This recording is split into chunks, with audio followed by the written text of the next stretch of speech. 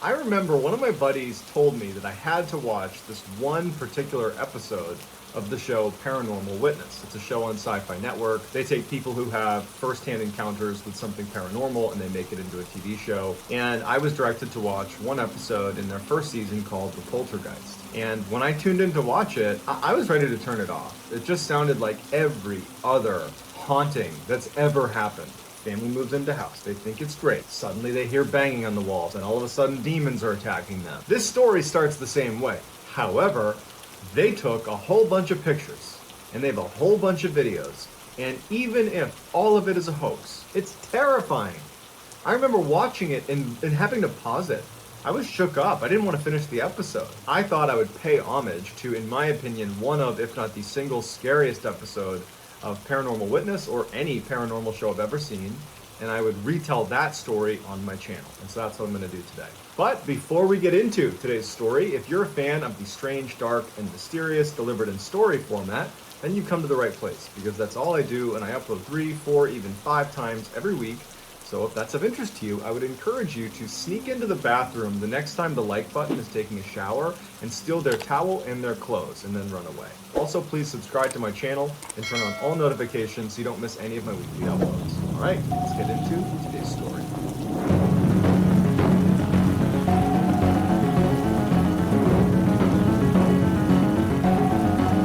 In 2006, Susan Lewis and her daughter Jamie moved into a new home in Southern California. It was this nice little house that they referred to as their sanctuary. They loved it there. And shortly after moving in, Susan's new boyfriend, Matt, he moved in as well.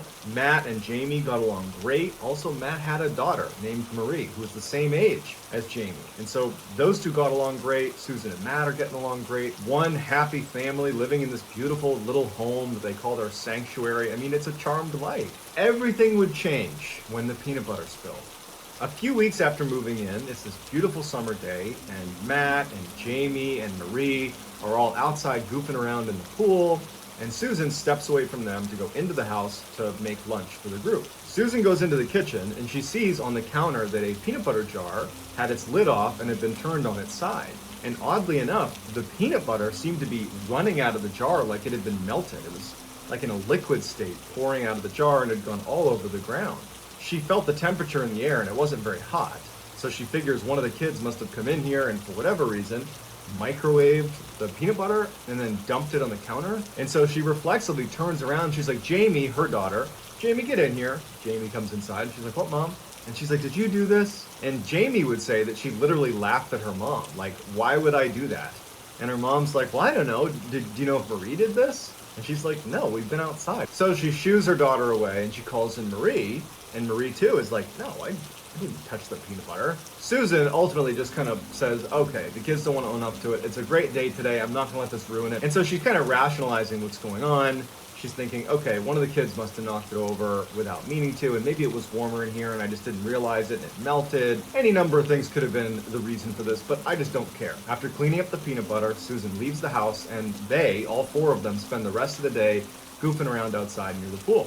When they come back in the house later that day, they find that there have been cans that you would keep in your pantry, like canned food, stacked on each of the steps leading upstairs. They also find that there have been random objects placed all over the house in strange patterns. In the bathroom, they find shampoo bottles stacked on top of one another, hairbrushes arranged in a star pattern on the counter. They open the microwave and find peanut butter jars and other random canned foods and stuffed animals from the kids' rooms in the microwave.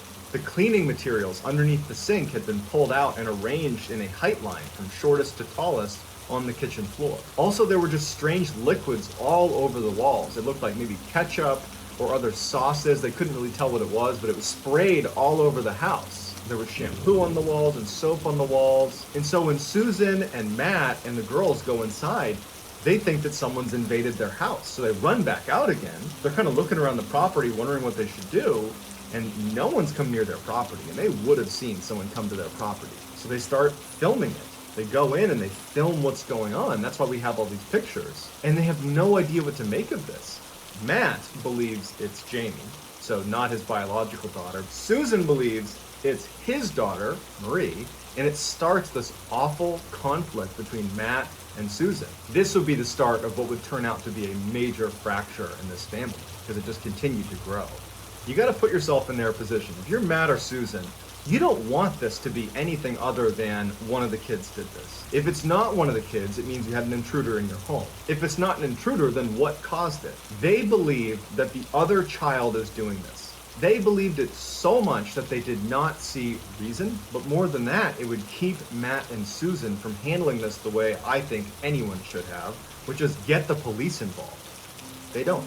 So they start cleaning it up, and the house was really a mess. So it took quite a while to clean it up. And they ultimately just kind of moved on in that way that people who are in denial move on because you're in denial. That's what they were doing. So a week passes since finding their house in disarray with cans and jars all over the place and liquids on the walls. And Jamie and Marie are spending some time together in Jamie's room. Marie was sitting at a desk that was next to the bed, and Jamie had a cup of coffee. She puts the cup of coffee down on the desk next to Marie and says, I have to go use the bathroom. She turns around, she walks out, she comes back, and Marie has her head down in her homework. She's not apparently paying attention to anything around her. And Jamie walks in and sees that the cup of coffee that had been sitting on the desk has now been thrown all over her bed. And there's only been one person inside of the room, and that's been Marie. She's like, Marie, what are you doing? Why'd you throw my coffee all over the bed? And Marie pokes her head up, and she's like, what are you talking about? And she looks over at the coffee, and she's just as surprised as Jamie is. She's like, I didn't do that. Jamie doesn't believe Marie. She's mad at her because Jamie believed that Marie was the one responsible for placing the cans and everything all over the house. And so this was just another example of her trying to get attention or something like that. Jamie leaves the room to get some bleach. She comes back and she puts the bleach down on her dresser. She had all her drawers open with her clothes out. And she has this bottle of bleach sitting right at the top of this dresser. And so she goes over to the bed, picks up the cup itself that had the coffee. She puts that back on the table, turns around to get the bleach, and the cap has been turned off and it's now dumping bleach all over her clothes. It's just pouring out. Marie had been sitting in the chair the whole time, and Jamie had seen her the whole time. And so when she sees the bleach dumping all over her clothes, she knows it could not have been Marie. So she screams. Marie looks over. She sees what's going on. She screams. Susan hears this and comes charging in the room, and she's like, what's going on? The girls can't describe what's going on. And as they're standing there, a picture frame falls off the wall. And it startles them all. They're looking over, and then another picture falls. It's one thing to have one picture fall, but to have two fall in close succession to one another, that's not a coincidence. Susan sees the pictures fall. She hears her kids in hysterics, and they run out of there. They get in the car and actually just leave the house because the girls just did not want to be there. This was a big moment in this story because to this point, Jamie, without saying anything, believed Marie was responsible for placing everything around the house and making a mess in the house. Marie felt the same way about Jamie. Again, they didn't say it to each other, but it's how they rationalized it. Susan was doing the same thing, but for both of the kids. She basically believed that either Marie or Jamie had placed the cans all over the house. Now, Susan is starting to believe that something else is going on in the house, and Marie and Jamie absolutely believe something is going on in the house. They actually suggested that we believe our house is haunted. At some point after driving around, Susan and Jamie and Marie go back to the house. Matt has been at work the whole time, so he's not there. When they get back to the house is once again covered in cans all up the stairs, placed in weird orientations on the ground, things in the microwave. The fridge has been opened, all the food's been dumped out, there's liquids all over the wall, and they hadn't been there. And neither had Matt. Now combine it with the fact that you just had this coffee and bleach incident and the picture's fallen off the wall. They're talking about the house being haunted. You can imagine what it was like to walk into that house and see it like that all over again when it could not have been Jamie or Marie or Susan. When Matt came home that night, he was just more convinced that it had to have been Marie or Jamie or even Susan, because Susan's acting like something's going on here, something paranormal's going on here, and he wasn't there. He didn't see the coffee and bleach incident. He didn't see the pictures falling off the wall. And now he sees his girlfriend kind of buying into this idea that it's some paranormal thing. He was a really intense skeptic and was just absolutely unwilling to see this as anything other than a bad prank that now his girlfriend is even getting in on. It causes a huge fight between him and Susan. He's like, why are you letting the kids doing this? Why are you feeding into this? She's saying, you don't get it. There's something wrong with this house. practically at each other's throats. They pick the house up again. It takes forever. They put everything back. And by the end of it, it's like no one wants to talk to each other. The kids are fighting with each other. Susan and Matt practically hate each other. And that's how that night wraps up. That night, all the power went out in the house. And all they heard all night was doors banging nonstop. And their stove is set to light, so all you hear is that clicking sound. They couldn't get it to turn off. I mean, right in front of them, there's all this paranormal activity, and they're recording it. They have no idea what to do. Even though we view this story and say, come on, guys. Either this is an elaborate hoax or you gotta go to the police. You gotta do something right here. You're doing it wrong. You're in denial, you're fighting with each other. You can't do that. You gotta do something about this. But now put yourself in their position. Their world has been completely turned upside down. Everything they believed and understood about the world is being questioned right now. They are trying to hold on to every last shred of that former life and understanding of life that they had before this haunting began. And so they don't handle this well. They just continue to fight and to be at each other's throats, blaming each other for all the things that are blatantly happening in front of them that have nothing to do with Matt, Susan, Jamie, or Marie. So at this point, Susan and Matt and the girls have not told any of their friends or other family members about what's going on. So the next day, Susan would actually go to her close friend and say, here's what's going on, and I have no idea what to do. And her friend would say, maybe you ought to try giving it a peace offering. Maybe this thing in your house, feels like you're intruding. And if you offer some sort of peace offering to demonstrate that you mean no harm, that you want to coexist, that maybe it'll get along with you. Maybe it'll stop. So whether this was good advice or not, we don't know. But Susan finally has something that she has control over. And she really gets into this. She gets the girls. She knows Matt's going to be out for the day at work. And she knows Matt would not be cool with doing this. He would not believe that offering a peace offering is going to do any good. It would just cause more fights.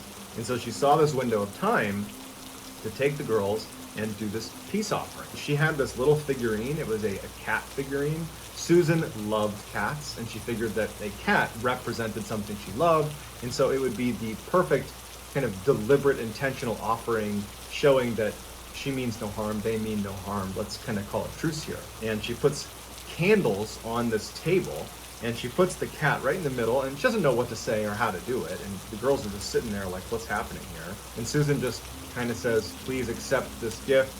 It's my gift to you. We mean no harm, and we want to coexist. And it just so happens that as they're performing this kind of ritual, Matt came home. He had not slept the night before. It had been a really bad night with the slamming of doors and all that craziness. And so he left work early. He called in sick, basically. And he comes into the house and literally sees Susan doing this kind of ritual with his daughter and his stepdaughter. And he immediately goes to like, absolutely not. We're not going to go to trying to interact with this thing. We're not going to act like it's real. It's not real. And so he goes over and he kind of picks up on what they're doing, that this cat figurine is at the center of attention. And, Susan and the girls are telling him, don't do anything, don't touch it. And he takes the figurine and he walks out to the back deck and throws it onto their backyard. And Susan and the girls are crying because they're like, oh my gosh, you're going to make this so much worse. Everybody's attention is towards the backyard. When they all turn around to look at the mantle, Matt thinking he had solved the problem, there is a figurine, an identical one of the cat that's sitting on the table again. They all gasp. They can't believe it. And it doesn't make any sense. They watched Matt throw the figurine. Matt doesn't care. Picks it up and throws it on the ground and smashes it right then and there. And it's just this crazy sequence of events that when you hear the first-hand interviews with Susan, she can barely describe this moment because you're seeing something reappear.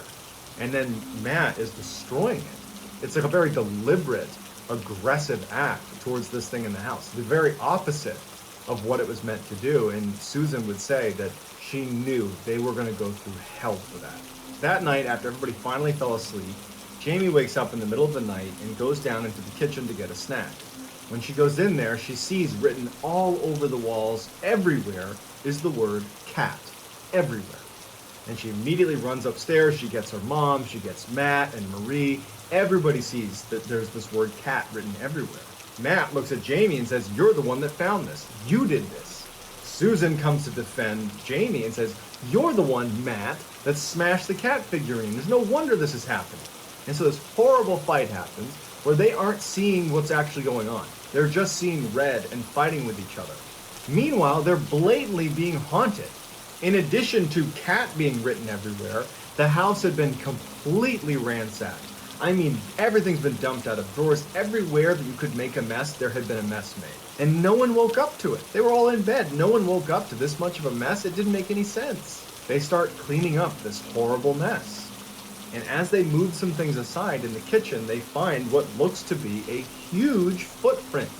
It is not Matt's footprint. It's certainly not one of the girls' footprints. It's easy for us to say, well, why didn't you go to the police? But you got to remember that when you're in real crisis mode, your brain will tell you that everything is fine. It will be in complete denial of things that are right in front of you because it's a coping mechanism. And so they did nothing and just let it continue. Susan desperately wanted to leave the house, but she couldn't do it financially. They couldn't leave the house. They couldn't afford to, so they're trapped. At this point, the kids are getting very withdrawn. They don't want to be in the house, so Marie would end up staying in her room all day. Jamie would do the same thing. Matt and Susan weren't talking. There was just nothing being done to correct the situation, and everybody was so upset and angry with each other. It was just a worst case scenario. So in the last couple of weeks that they ever stayed at this house, because they would leave, two major events occurred. The first one happened when Marie was home alone. She was only going to be there for a couple hours by herself. And even though Susan and Matt did not want to leave her alone, they didn't have another choice, and Jamie wasn't there. So Marie's going to be home alone, and it's nighttime. So this is like straight out of a horror movie. She's sitting in the living room watching TV, and at some point the TV starts turning off and on. So off on, off on, off on, and she knows, because she's been in this house now and seen the craziness, that something bad's about to happen. And the TV finally just turns off. She can't get it on. She reaches for the remote. The remote flies off the table. And now she's just sitting there frozen because she knows that something's in the house with her. She watches as the rocking chair right in front of her just starts to rock back and forth, as if the person or thing that had pulled away the remote had walked over and sat down in the rocking chair and was now looking at her rocking back and forth. Marie is looking at the rocking chair as all the pictures on the walls just start one by one falling off the wall. Marie and Jamie had a habit of always having a digital camera with them at all times because they were taking pictures and filming everything strange happening in their house. And so as she's laying there, just absolutely horrified, she takes her camera in her hand and kind of turns it and just starts taking pictures of the room before running out of the room to get her phone, where she calls Susan, she calls her dad, she calls everybody. She's screaming into the phone, "You got to get here, something's going on." And Susan flies home, Jamie flies home, they rush inside and they grab her, and she's unhurt, but the house has once again been tossed. And then, after it all kind of settles down, Marie says, "I took pictures." And so Susan and Matt and Jamie look at these pictures. There are these weird orbs of light that are very clearly in the room with her, that are moving around the room. She managed to get a couple pictures of them, and they're just totally out of this world. At this point, Matt is convinced that there's something paranormal happening in the house. He's not even putting up the charade that this is Jamie, because it wasn't. It wasn't his daughter, it wasn't anybody. How can you explain these pictures? You can't. And so Matt decides, well, I don't know who we call for this, but I think you call the church. And so he tried calling a bunch of priests and pastors and tried to get anybody to come over. And the best he could do was get a pastor to come over and pray with them before leaving and saying, "We can't help you." And so they were totally on their own, and they can't afford to leave. They know something horrible's happening here, and they're just trapped. And finally, the second major event that occurred in those final 2 weeks happened to Jamie when she was home alone. Jamie was in her room, and she starts hearing pounding on her door. She started filming this pounding on her door. There's no one home with her. And you just hear in her voice that she's terrified, and someone is pounding over and over on the door, on her bedroom door.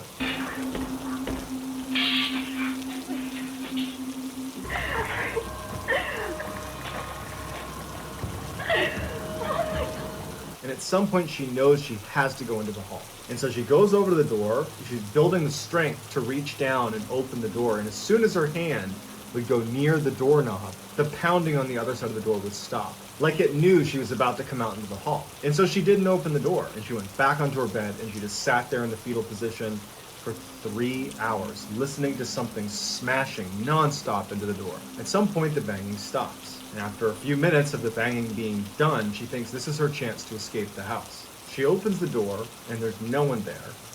But the door on the outside, where the knocking had been happening, there's this huge dent and divot in the door. And the door handle on the outside from the hallway side has been bent downward. On the ground in the hall is a pile of utensils, pots, pans, silverware, knives. This thing had been using tools to try to open the door. Next door to her room was a bathroom, and the bathroom door did not have a doorknob on it. You basically just pushed it shut. But there was a space for a doorknob that you could actually look through. They just hadn't put it on there yet.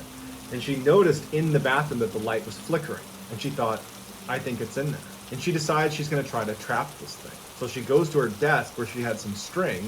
She goes back over and loops the string through this hole in the door and leans back and pulls the door shut, thinking she's trapped this thing inside. As soon as she does, she starts feeling resistance on the door. Someone is pulling back. And at some point, the string gets cut and she falls back into her room. At which point, the bathroom door swings open and she says, I'm about to come face to face with something out of my nightmares. But before she could see this thing come out of the bathroom, her bedroom door slams shut and she hears the rustling of pans and tools and metal clinking against each other right outside her door. She knows this thing is interacting with all those tools and pots and pans right on the other side of her door. It's this horrifying thought. And after just a moment or two, she sees smoke coming into her bedroom. And so she immediately runs to the door to try to open it. And when she does, she sees that now there is a frying pan sitting in the hall that has a toilet paper roll completely on fire. And that there's been toilet paper strewn all over the hallway. Like this is a wick and it's going to light the hallway on fire. She grabs a sweatshirt and she smothers the fire. At this point, she's in full survival mode. She knows she has to get out of this house. It's trying to kill her. And so she walks down this hall, pulling aside all of the toilet paper, getting ready to come face to face with this horrible thing. She goes into the living room. The whole thing has been covered in toilet paper, paper towels. Papers have been strewn everywhere. This thing was trying to light the house on fire with her trapped inside. And so she manages to make her way through this maze of toilet paper. She sees there's no other fire set, and she goes outside defeated and just sits on the front steps of her house, waiting for her mom to come back. Susan, Matt, and Marie were all together, so they came back and they saw Jamie sitting on the front steps just crying. They go inside, they see the scene. Jamie explains what happens, and that was it. They knew they were going to have to go bankrupt to leave the house. They did not have the money to leave, but they had to leave. And so they barely packed up and they left that house. It didn't sell. Susan literally went bankrupt. And soon after they left the neighborhood, their neighbors left the neighborhood, and 5 other neighbors in their immediate vicinity all left. All of the houses did not sell. They are all vacant. No one knows why. Susan, Jamie, Matt, and Marie, since leaving that neighborhood, even though they were ruined financially, they were very happy to get out of there. They've had no other paranormal activity since they left, and they're just glad they got out of there with their lives. So I'd love to get your reaction to this story. What'd you think of it? What do you think happened? Let me know in the comments, and I'll be sure to get back to as many of you as I possibly can. If you enjoyed today's story and you want to hear more stories like it, then if you haven't done this already, please sneak into the bathroom the next time the like button is taking a shower and steal their towel and their clothes. Also, please subscribe to my channel and turn on all notifications so you don't miss any of my weekly uploads. If you have a story that you think would be a good fit for this channel, whether it's your personal story or just a story suggestion, please go to our subreddit. It's just called Mr. Ballin. It's linked below in the description, and submit it there. I read that subreddit every single day, so I will definitely see it if you put it on there. If you want to get in touch with me, you can direct message me on Instagram. My username is johnballin416. I also just started using a Twitter account. My username is also johnballin416. And I'm very active on TikTok, where my username is Mr. Ballin. So whether I see you on Reddit, Instagram, Twitter, TikTok, YouTube, some combination, I just really appreciate your support. And until next time, guys, that's going to do it. See ya.